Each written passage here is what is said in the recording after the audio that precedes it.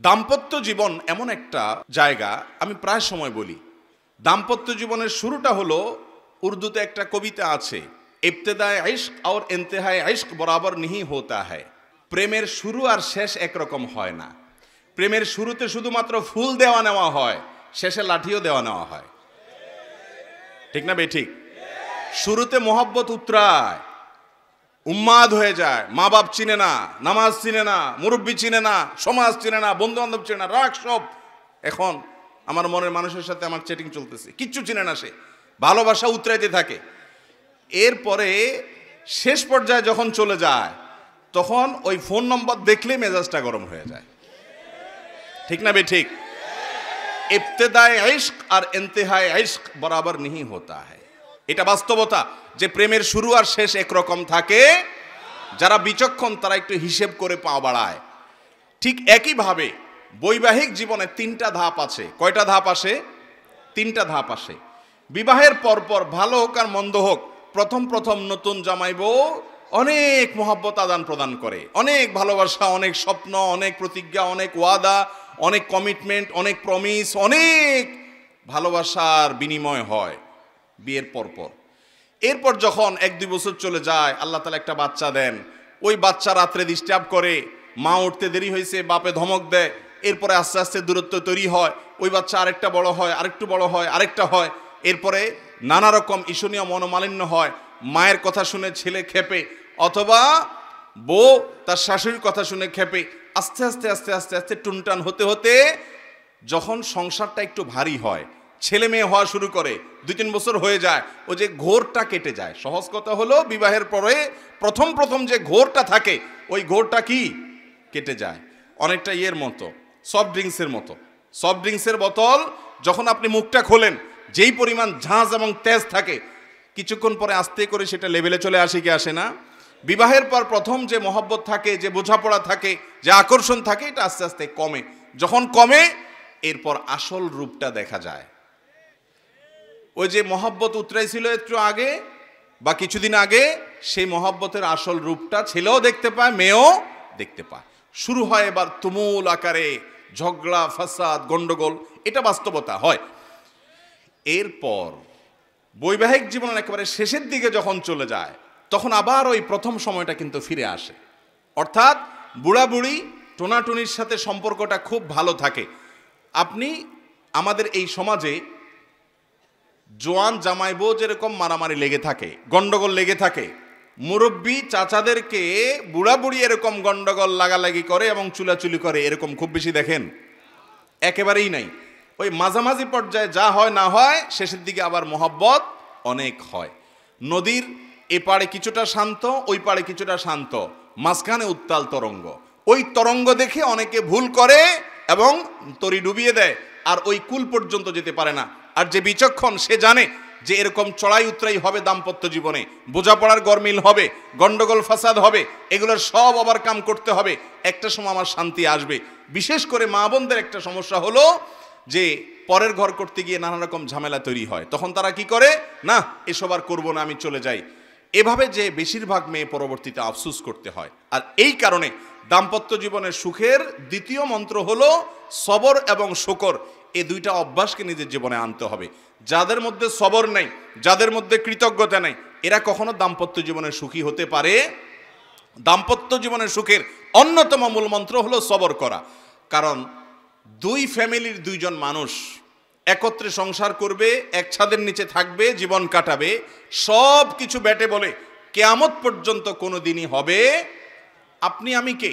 নবী করিম সাল্লাল্লাহু আলাইহি সাল্লামের সাথে, তার স্ত্রীদের সাথে, উম্মুল মুমিনিনদের সাথে ছোটখাটো বিষয় নিয়ে মান অভিমান হয়েছে না হয় নাই? বহুত হয়েছে। এবং সে মান অভিমানটা আমাদের মতো না, তাদের মতো করে হয়েছে। কারণ স্বামী স্ত্রী একসাথে দাম্পত্য জীবনে যখন সময় কাটাবে, তাদের মধ্যে বোঝাপড়ার গরমিল হবে। এই সময়টাতে দরকার হয় সবর করা। মনে রাখবেন, ইবাদতের অনেক বড় একটা পার্ট হলো সবর এবং ধৈর্য। আল্লাহ কোরআনে বলেছেন, ইন্নামা ইউওয়াফাস সাবিরুন আজরাহুম বিগাইরি হিসাব। যাদের পুরস্কার আল্লাহ তাআলা কোনো হিসাব করে দিবেন না, তারা হলো যারা সবরকারী, ধৈর্যকারী তারা। অতএব দাম্পত্য জীবনে ধৈর্য থাকতে হবে। স্বামী অনেক উল্টাপাল্টা করবে, সবর করতে হবে। মনে করতে হবে এর চাইতে অমানুষও পৃথিবীতে আছে। আবার স্ত্রী অনেক উল্টাপাল্টা করবে, সেক্ষেত্রেও সবর করতে হবে, মনে করতে হবে যে এর চাইতে অমানুষ অনেক আছে, এবং নিজেকে সান্ত্বনা দিতে হবে। অনেক ক্ষেত্রে কৌশলী হইতে হবে, বিশেষ করে দাম্পত্য জীবনে কৌশল ছাড়া আপনি সুখী হতে পারবেন না। আশরাফ আলী থানভী রহমতুল্লাহ আলাইহি একটা ঘটনা বলেছেন সম্ভবত একবার, যে ওনার কাছে এক ব্যক্তি এসে বলল, হুজুর আমার বাসায় যে মহিলা আছে আমার স্ত্রী, এই ভদ্র মহিলা আমি বাহির থেকে গেলেই কোনো কারণ ছাড়া অযথাই আমার উপরে সে চড়াও হয় এবং খুব বাজে ব্যবহার করতে থাকে। আমি আপনার ওয়াজটা শুনে একটু সবর করার চেষ্টা করি, কিন্তু কত পারা যায়, পারি না। আপনি একটু আমাকে বুঝায় বলেন তো আমি কি করতে পারি। তখন উনি বললেন যে আপনাকে একটা বুদ্ধি শিখাই। বাসায় ঢোকার আগে দরজার সামনে গিয়ে কয়েক সেকেন্ডের জন্য আপনি একটু মাথাটা নত করবেন, করে কল্পনার জগতে ডুব দিবেন। ডুব দিয়ে নিজেকে নিজে বলবেন যে আমি এখন দরজা খোলার সাথে সাথে কথার কথা একটা কুকুর আমার বাসায় আছে, কুকুরটা আসবে, তো কুকুর মানুষ দেখলে ঘেউ ঘেউ করে, এটা করবে।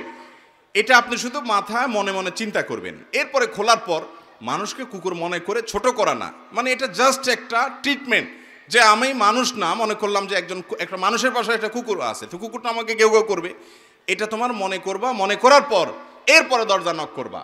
বউ খোলার পর যদি তোমার সাথে ঘেউ ঘেউ করে, তুমি সাথে সাথে ওই যে তোমার ওই ধ্যান কল্পনার জগতে ডুব দিবা। ডুব দিয়া তোমার স্মৃতিতে আনবা যে একটা কুকুর, আমি রাস্তা দিয়ে যাচ্ছি বা কোথাও গেছে, এখন ঘেউ ঘেউ করতেছে, তো কুকুর ঘেউ ঘেউ করলে আমার সমস্যাটা কি, এটা তুমি মনে করবা।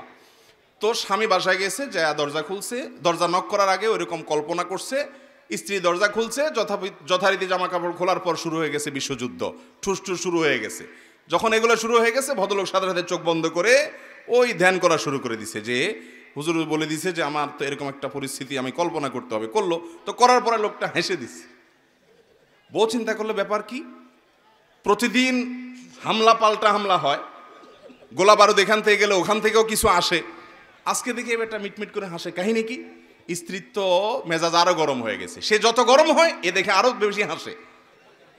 তখন বলল, ধরছে একটু ঠান্ডা হয়ে, স্ত্রী দেখছে না রাগারাগি করতে হচ্ছে না, বলো কাহিনী কি বলো। স্বামী তো বলে না, একটা পর্যায়ে বলে দিছে যে আসলে হুজুর আমাকে এটা শিখাই দিছে, এরপর থেকে আমার কাছে তোমার এসব রাগ ঝাগ বকা ঝকা এগুলো সব আমার কাছে একেবারে পান্তাবাদের পানি মনে হয়, আমার বরং আরো হাসি আসে। এরপর দিন থেকে আর ওই ভদ্রলোক বাড়িতে ঢুকলে বউ বেচারা ঝগড়া করতে গেলেও আবার গলা থেকে ফেরত চলে যায়, কারণ ঝগড়া করলেই তো কল্পনা এসে অন্য কিছু হবে। এ কথা শুধু মহিলাদের জন্য বলছি, মা বোনদের রাগ করার কোনো কারণ নাই। একই কথা পুরুষদের বেলায়ও হতে পারে, অনেক পুরুষ আছে এরকম ছেঁচড়ার মতো গেউ গেউ করে কি করে না, তো তাদের বেলায় যদি মহিলারা এই একই পদ্ধতি অ্যাপ্লাই করেন, ইনশাআল্লাহ অন্তত ওই গেউটা থামানোর জন্য ওষুধের কাজ দিবে। তো খোলাসা কথা হলো, সবর থাকতে হবে। রাগ হলে পাল্টা রাগ দাম্পত্য জীবনে কখনো সুখ আসার কারণ হয় না। দাম্পত্য জীবনে স্বামী হোক আর স্ত্রী হোক, ধৈর্য ধারণ করতে না পারলে কখনো শান্তি পাওয়া যায়, ধৈর্য ধারণ করতে হয়। নবী করিম সাল্লাল্লাহু আলাইহি ওয়াসাল্লাম জীবনে অনেক ঘটনা ঘটেছে, এর আগে আমি একাধিকবার বিভিন্ন জায়গায় বলেছি।